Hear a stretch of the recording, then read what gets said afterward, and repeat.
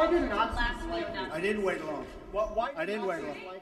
I didn't wait long. I wanted to make sure, unlike most politicians, that what I said was correct, not make a quick statement. The statement I made on Saturday, the first statement, was a fine statement. But you don't make statements that direct unless you know the fact. It takes a little while to get the facts. You still don't know the facts. And it's a very, very important process to me. And it's a very important statement. So I don't want to go quickly and just make a statement for the sake of making a political statement. I want to know the facts. If you go back to my, in fact, I brought it. Who did you bring, Mr. President? As I said on, remember this, Saturday, we condemn in the strongest possible terms this egregious display of hatred, bigotry, and violence. It has no place in America. And then I went on from there. Now, here's the thing. As to, excuse me, take it nice and easy. Here's the thing. When I make a statement, I like to be correct. I want the facts. This event just happened. In fact, a lot of the event didn't even happen yet as we were speaking. This event just happened. Before I make a statement, I need the facts. So I don't want to rush into a statement. So making the statement when I made it was excellent. In fact, the young woman, who I hear is a fantastic young woman, and it was on NBC, her mother wrote me and said through, I guess, Twitter, social media, the nicest things, and I very much appreciated that. I hear she was a fine, really actually an incredible young woman, but her mother on Twitter thanked me for what I said. And honestly, if the press were not fake, and if it was honest, the press would have said what I said was very nice. But unlike you and unlike the media, before I make a statement, I like to know the facts. They don't. How about a couple of infrastructure questions? Was that terrorism? Say it, what? The CEO of Walmart said you missed a critical opportunity to help bring the country together. Did you? Not at all. I think the country, look, you take a look. I've created over 1 million jobs since I'm president. The country is booming. The stock market is setting records. We have the highest employment numbers we've ever had in the history of our country. We're doing record business. We have the highest levels of enthusiasm. So the head of Walmart, who I know, who's a very nice guy, was making a political statement. I mean, ask him how he's doing. I do it the same way, and you know why? Because I want to make sure, when I make a statement, that the statement is correct. And there was no way of making a correct statement that early. I had to see the facts, unlike a lot of reporters. I didn't know David Duke was there. I wanted to see the facts. And the facts, as they started coming out, were very well stated. In fact, everybody said his statement was beautiful. If he would have made it sooner, that would have been good. I couldn't have made it sooner because I didn't know all of the facts. Frankly, people still don't know all of the facts. It was very important, excuse me. It was very important to me to get the facts out and correctly. Because if I would have made a fast statement, and the first statement was made without knowing much other than what we were seeing. The second statement was made after, with knowledge, with great knowledge. There's still things, there's still things that people don't know. I want to make a statement with knowledge. I wanted to know the facts. Okay. Was this two questions. Was this terrorism? And can you tell us how you're feeling about your chief strategist? Well, I think the driver of the car is a disgrace to himself, his family, and this country. And that is, you can call it terrorism. You can call it murder. You can call it whatever you want. I would just call it as the fastest one to come up with a good verdict. That's what I'd call it. Because there is a question. Is it murder? Is it terrorism? And then you get into legal semantics. The driver of the car is a murderer. And what he did was a horrible, horrible, inexcusable thing. Can you tell us how you're feeling about your chief strategist, Mr. Bannon? Can you talk about that? I would echo Maggie's question. Steve Bannon has come I never spoke to Mr. Bannon about it. Tell us broadly what your do you still have confidence in Steve? Well, we'll see. And look, like Mr. Bannon. He's a friend of mine. But Mr. Bannon came on very late. You know that. I went through 17 senators, governors, and I won all the primaries. Mr. Bannon came on very much later than that. And I like him. He's a good man. He is not a racist. I can tell you that. He's a good person. He actually gets a very unfair press in that regard. But we'll see what happens with Mr. Bannon. But he's a good person, and I think the press treats him, frankly, very unfairly. Do you have confidence that Senator McCain has called on you to defend your National Security Advisor, H.R. McMaster, against some of these attacks? I did it the last time. And he called on it again, linking the Senator McCain? To the alt-right. And Senator McCain, you mean the one who voted against Obamacare? And he said who is Senator? You mean Senator McCain who voted against us getting good health care? McCain said that the alt-right is behind these attacks, and he linked that same group to those who perpetrated the attack in Charlottesville. Well, I don't know. I can't tell you. I'm sure Senator McCain must know what he's talking about. But when you say the alt-right, define alt-right to me. You define it. Go ahead. Well, I'm saying, define it for me. Come on, let's go. Define Senator it McCain defined them as the same group. Okay, what about the alt-left that came charging at him? Excuse me. What about the alt-left that came charging at the, as you say, the alt-right? Do they have any semblance of guilt?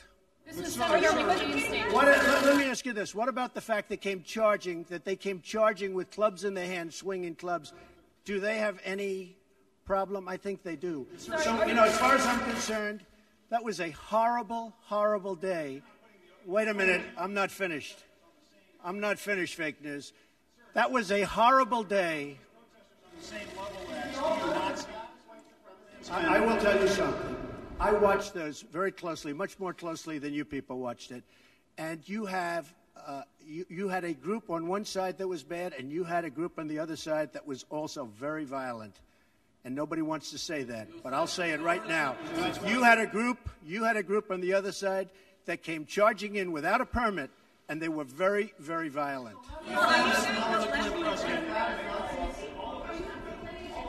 Go ahead. Do you think that what you call the alt-left is the same as neo-Nazis? Those people, all of those people, excuse me, I've condemned neo-Nazis. I've condemned many different groups, but not all of those people were neo-Nazis, believe me. Not all of those people were white supremacists by any stretch. Those people were also there because they wanted to protest the taking down of a statue, Robert E. Lee. So, excuse me, and you take a look at some of the groups and you see, and you know it if you were honest reporters, which in many cases you're not, but many of those people were there to protest the taking down of the statue of Robert E. Lee. So, this week it's Robert E. Lee. I noticed that Stonewall Jackson's coming down. I wonder, is it George Washington next week, and is it Thomas Jefferson the week after? You know, you really do have to ask yourself, where does it stop?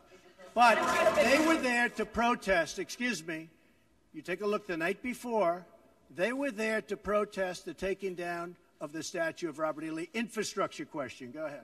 Should statues of Robert E. Lee stay up?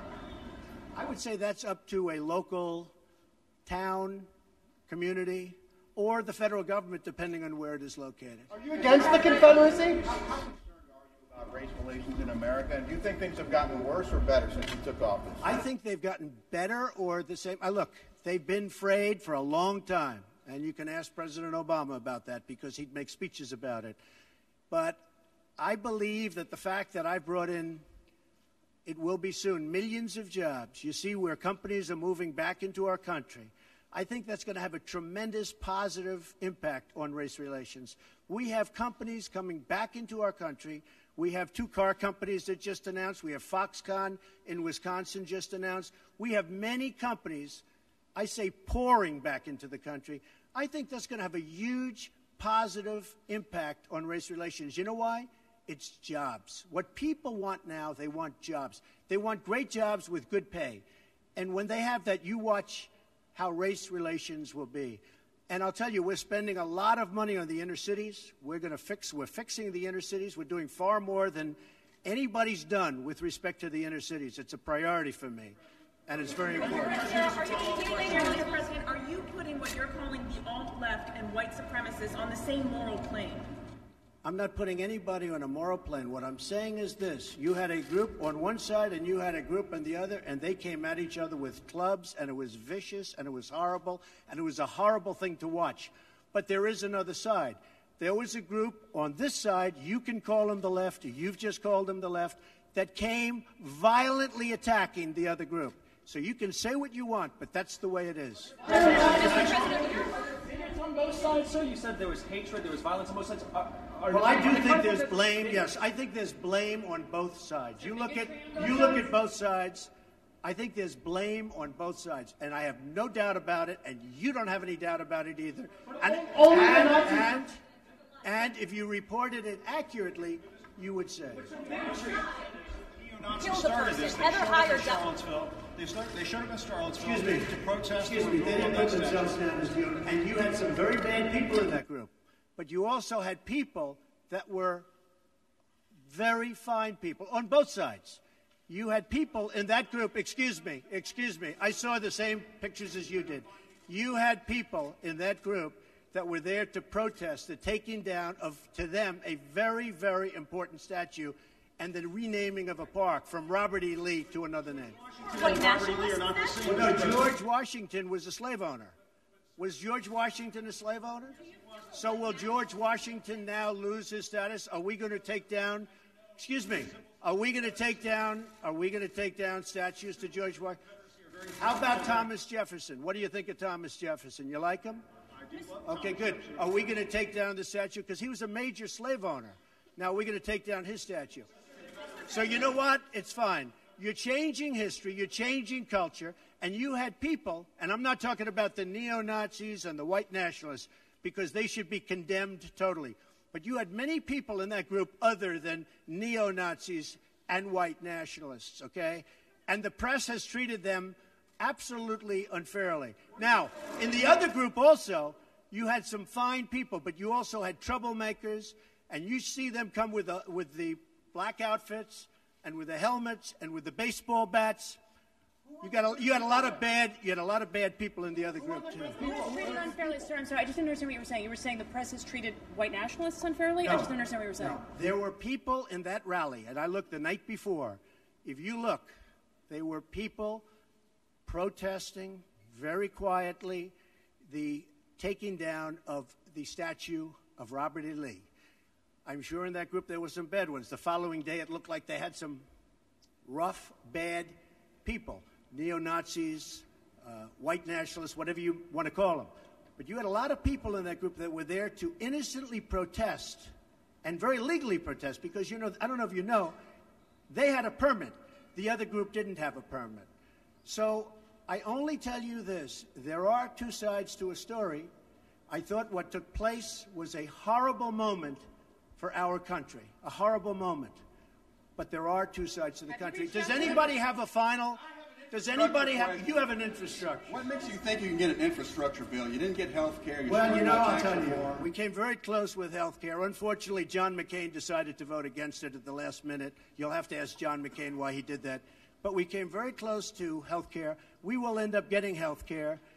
But we'll get the infrastructure, and actually infrastructure is something that I think we'll have bipartisan support on. I actually think Democrats will go along with the infrastructure. President, have you spoken to the family? Have you spoken to the family of the victim of the car attack? No, I'll be reaching out. When will you be reaching out? I was I thought that the statement put out, the mother's statement, I thought was a beautiful statement. I always tell you, it was something that I really appreciated. I thought it was terrific, and really under the kind of stress that she's under and the heartache that she's under, I thought putting out that statement to me was really something I won't forget. Thank you all very much. Thank you. Thank you. Do you plan to go to Charlottesville, Mr. President? Do you think you're helping to heal the nation? I own a house in Charlottesville. Will you go to? Does anyone know I own a house in Charlottesville? Where is it? Oh boy, it's going to be. It's in Charlottesville. You'll see. Is it near the winery or something? It is the winery. Will you go to visit to try to? I mean, I know a lot about Charlottesville. Charlottesville is a great place that's been very badly hurt over the last couple of days. But I own actually one of the largest wineries in the United States. It's in Charlottesville. What do you think needs to be done to overcome the racial divides? Well, I really think jobs can have a big impact. I think if we continue to create jobs, over 1 million, substantially more than 1 million, and you see just the other day the car companies coming in with Foxconn. I think if we continue to create jobs at levels that I'm creating jobs, I think that's going to have a tremendous impact, positive impact on race relations. And what you said today, how do you think that will impact the racial? Because the people are going to be working, they're going to be making a lot of money, much more money than they ever thought possible. Your remarks and that's going to today. happen. And the other thing, very important, I believe wages will start going up. They haven't gone up for a long time. I believe wages now, because the economy is doing so well with respect to employment and unemployment, I believe wages will start to go up. I think that'll have a tremendously positive impact on race relations. Why have bigots been drawn to you, Mr. President? Was Trump Tower wiretap?